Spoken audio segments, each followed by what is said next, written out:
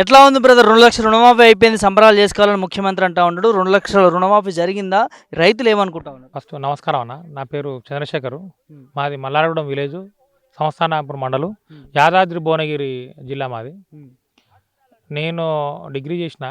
Degree చేసి కేసీఆర్ చేసే రైతులకు కేసీఆర్ చేసిన సంక్షేమ పథకాల వలన నేను వ్యవసాయం చేసుకుంటూ వచ్చి నా భూమి అదివరకు కౌలుకి ఇచ్చేది. హ్మ్. నేను వ్యవసాయం చేసుకుంటున్నా. హ్మ్. ఇప్పుడు అదివరకు కేసీఆర్ రైతు బంధు ఎప్పుడైతే పెట్టుబడి టైంకి ఇచ్చేది హ్మ్. కరెక్టు.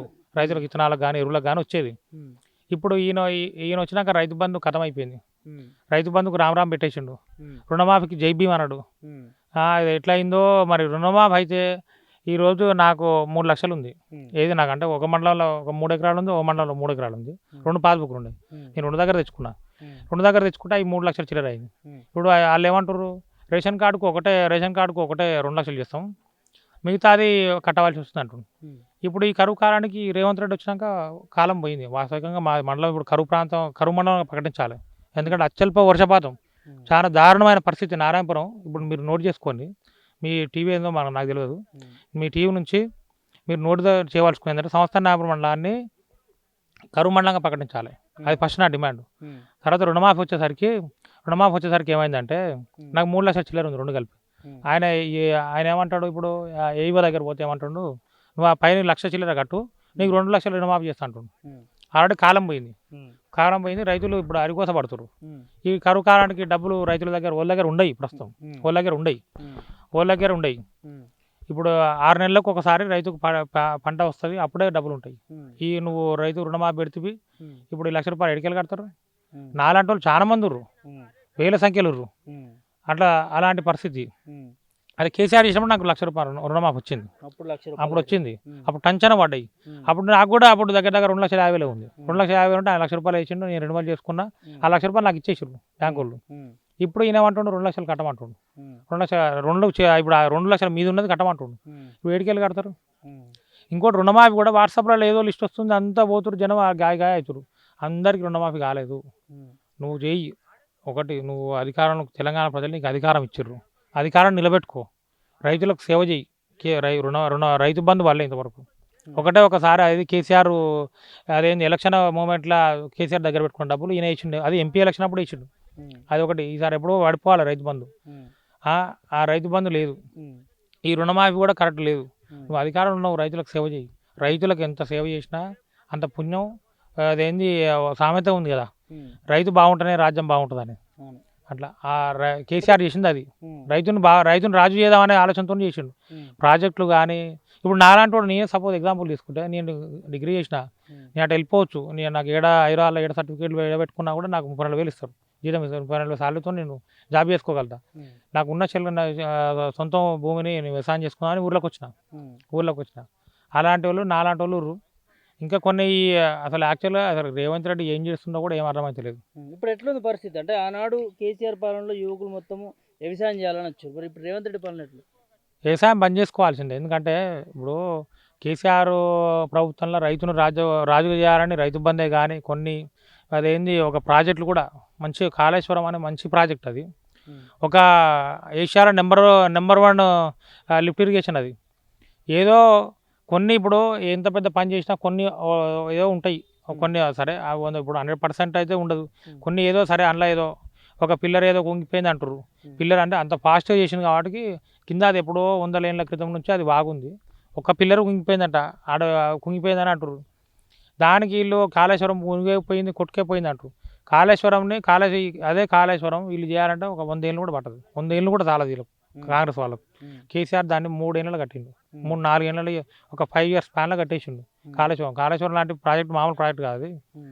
అది అసలు యాక్చువల్గా ఏంటంటే, కాళేశ్వరం లాంటి ఈయన అసలు ఏంటంటే ఆయన స్వప్నం అది. కాళేశ్వరం లాంటి దాన్ని వేసి ఎక్కడ నీళ్ళు పోవో ఒక గడ్డకు నీళ్ళు పోని కాడ లిఫ్ట్ పెట్టి, అక్కడ ఒక రిజర్వాయర్ నిర్మించి ఆ లిఫ్ట్ అందులో పోస్తే కింద ఉన్న ఆయకట్టు రైతులు అట్లా ఇచ్చిపెట్టేది. గ్రౌండ్ వాటర్ కూడా పెరిగింది కాళేశ్వరం వల్ల, డ్రింకింగ్ వాటర్ కానీ. ఇలా మల్లన్న సాగర్ నుంచి సపోజ్ ఎగ్జాంపుల్ తీసుకుంటే, మల్లన్న సాగర్ నుంచి తాగునీటి గురించి అని మల్లన్న సాగర్ నుంచి ఒక టెండర్ పెట్టిర్రు వాటర్ తీసుకోవాలని. అది కేసీఆర్ దూరపు ఆలోచన. ఒక 3-4 జిల్లాలకు యూజ్ అవుతుందని మల్లన్న సాగర్ని ఆ కాళేశ్వరం కింద పెట్టిండు. దాన్ని ఇప్పుడు ఈ డ్రింకింగ్ వాటర్ గురించి అని తీసుకుంటారు. అలాంటి దూరపు ఆలోచన. ఇలా మిషన్ భగీరథ అయింది, మిషన్ భగీరథ అయింది. ఇప్పుడు ఎక్కడ సాగరు, ఎక్కడ మర్రేగూడెం, ఇక్కడ మేము ట్యాప్ తిప్పుకుంటే వాటర్ వస్తుంది. అంత మంచిగా చేసాం. రేవంత్ రెడ్డి ఎట్లా ఉంది అంటున్నారు మీ యువ రైతులు? ఇప్పుడు రేవంత్ రెడ్డిని చెప్పాలంటే, రేవంత్ రెడ్డి ఎంతసేపు ఆయన కుర్చీ కాపాడుకునే ప్రయత్నమే, ఎంతసేపు ఆయన కుర్చీ కాపాడుకునే ప్రయత్నమే తప్పించి వేరే ఏం లేదు. కేసీఆర్ ఉన్నప్పుడు ఏంటంటే ఆయన ఒక మాట చెప్తే అందరు విన్నారు, ఒక ఒక టైం వెళ్ళిపోయింది.